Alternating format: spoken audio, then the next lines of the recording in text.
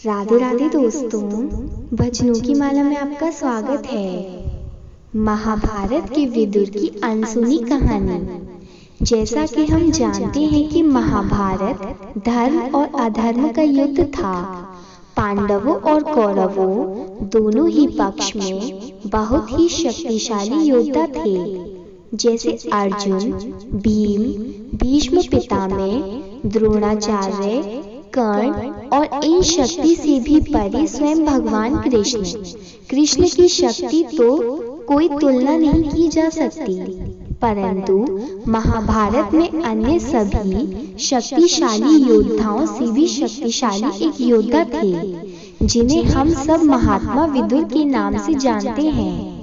ऐसा कहा जाता है कि विदुर धर्मराज के अवतार थे और यदि वे चाहते तो महाभारत युद्ध में अपने धनुष से पूरी सेना को एक ही पल में नष्ट कर सकते थे, परंतु ये संभव नहीं हो सका। विदुर धृतराष्ट्र और पांडु के भाई होने के साथ साथ कौरवों और पांडवों के काका भी थे। हस्तिनापुर के नरेश, शांतनु और उनकी पत्नी माता सत्यवती के दो पुत्र हुए, जिनका नाम चित्रांगद और विचित्रवीर्य थे। दोनों पुत्रों के बचपन में ही शांतनु का देहांत हो गया, जिससे चित्रांगद और विचित्रवीर्य का पालन भीष्म पितामह के द्वारा किया गया। यदि आप शांतनु और भीष्म पितामह के बारे में नहीं जानते तो हम आपको बता दें कि भगवान शांतनु भीष्म शांतनु की प्रथम पत्नी गंगा से उत्पन्न हुए थे। शांतनु ने सत्यवती की सुंदरता पर मोहित होकर उनसे विवाह कर लिया, परंतु विवाह से पूर्व सत्यवती के पिता ने एक शर्त रखी थी कि शांतनु के पश्चात सत्यवती से उत्पन्न पुत्र ही राजा का पद ग्रहण करेगा, न कि उनकी पहली पत्नी गंगा का पुत्र।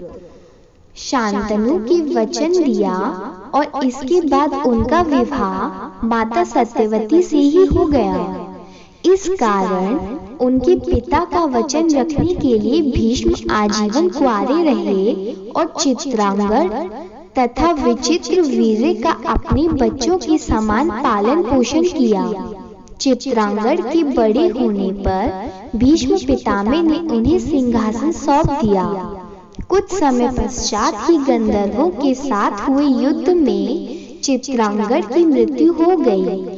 अब विचित्रवीर्य भी युवावस्था में थे, तो भीष्म ने उन्हें उनका विवाह करने का विचार किया। उसी समय काशीराज की 3 पुत्रियां अंबा, अंबे और अंबालिका का स्वयंवर होने वाला था। भीष्म ने वहां जाकर सभी राजाओं को परास्त किया और तीनों कन्याओं का हरण कर लिया। उसके बाद अपने साथ उन्हें हस्तिनापुर लेकर आ गए। इस पर अंबा ने भीष्म से कहा कि वो राजा शाल से प्रेम करती हैं और उनसे ही विवाह करना चाहती हैं। यह सुनकर भीष्म ने अंबा को राजा शाल के पास भिजवा दिया, लेकिन अन्य 2 कन्याओं का विवाह विचित्रवीर्य के साथ करवा दिया। कुछ समय के पश्चात ही विचित्रवीर्य को क्षय रोग हो गया और उनकी अचानक मृत्यु हो गई। तब तक उनकी कोई भी संतान उत्पन्न नहीं हुई थी। वंश खत्म होने की भय से माता सत्यवती ने भीष्म से कहा कि वो विचित्रवीर्य की पत्नियों से पुत्र उत्पन्न करें, परंतु भीष्म पितामह ने अपनी प्रतिज्ञा तोड़ने से मना कर दिया। तब सत्यवती ने अपनी एक और पुत्र वेद व्यास को स्मरण किया। साथियों, वेद व्यास सत्यवती और ऋषि पराशर के ही पुत्र थे। वेद व्यास अपनी मां की आज्ञा का पालन करते हुए पुत्र उत्पत्ति के लिए तैयार हो गए। उन्होंने अंबा और अंबालिका से 1 वर्ष तक नियम व्रत का पालन करने के लिए कहा। फिर 1 वर्ष पश्चात उन्होंने माँ सत्यवती से कहा कि अंबिका और अंबालिका को एक एक करके निर्वस्त्र होकर उनके सामने से गुजरना होगा, परंतु लज्जा के कारण दोनों संकोच करने लगी। सत्यवती के समझाने पर अंबिका और अंबालिका ऐसे करने के लिए सहमत हो गईं। फिर 1 वर्ष पश्चात जब वेद व्यास अंबिका के पास गए, तब अंबिका ने डर से अपनी तेज नेत्र बंद कर लिए। कक्ष से बाहर आने पर वेद व्यास ने माता सत्यवती से कहा कि अंबिका को बहुत ही तेजस्वी पुत्र प्राप्त होगा, परंतु उसने अपने नेत्र बंद कर लिए, इसलिए ये पुत्र नेत्रहीन होगा। ये सुनकर माता सत्यवती को बहुत ही दुख हुआ। इसके पश्चात वेद व्यास छोटी रानी अंबालिका के पास गए। वेद व्यास के डरावने रूप को देखकर अंबालिका बहुत डर गई, जिसके बाद वेद व्यास ने माता सत्यवती से कहा कि अंबालिका का पुत्र पांडु रोग से ग्रसित होगा। ये सुनकर माता सत्यवती को और भी दुख हुआ और उन्होंने अंबालिका को पुनः वेद व्यास के सामने जाने के लिए कहा। इस बार अंबालिका ने खुद न जाकर अपनी दासी को वेद व्यास के सामने भेज दिया। दासी उनके सामने जाकर बिल्कुल नहीं घबराई। तब वेद व्यास जी ने माता सत्यवती से कहा कि इस दासी से उत्पन्न हुआ पुत्र नीतिवान और वेदों में महाज्ञानी होगा। आपको बता दें कि अंबिका से उत्पन्न हुआ पुत्र ही धृतराष्ट्र, अंबालिका से पुत्र उत्पन्न हुआ पांडु और दासी से उत्पन्न हुआ पुत्र विदुर था। ऋषि मांडव्य के श्राप के कारण यमराज ने दासी पुत्र के रूप में जन्म लिया और वे आगे चलकर धृतराष्ट्र के मंत्री बने।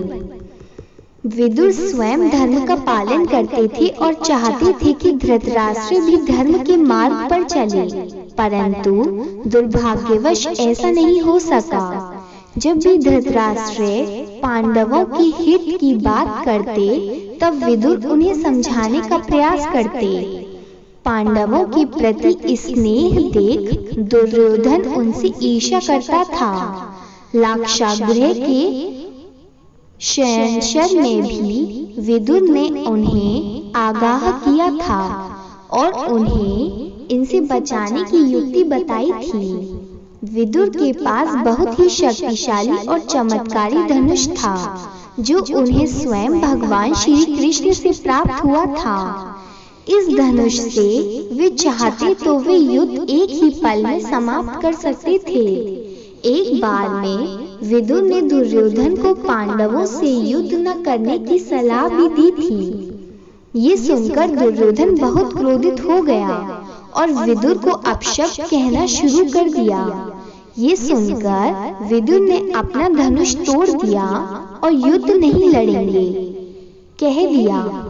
उन्हें भली भांति ज्ञान था कि यदि वे महाभारत युद्ध का हिस्सा बनेंगे तो उन्हें कौरवों की तरफ से युद्ध करना होगा, अर्थात अधर्म के पक्ष में युद्ध करना होगा। इसलिए उन्होंने स्वयं युद्ध न करने का निश्चय किया। साथ ही उन्होंने धृतराष्ट्र को समझाया भी दुर्योधन उनका पूरा खानदान खत्म कर देगा, परंतु विदुर की बात किसी ने नहीं मानी और इसका परिणाम क्या हुआ, इससे तो हम सब अवगत ही हैं।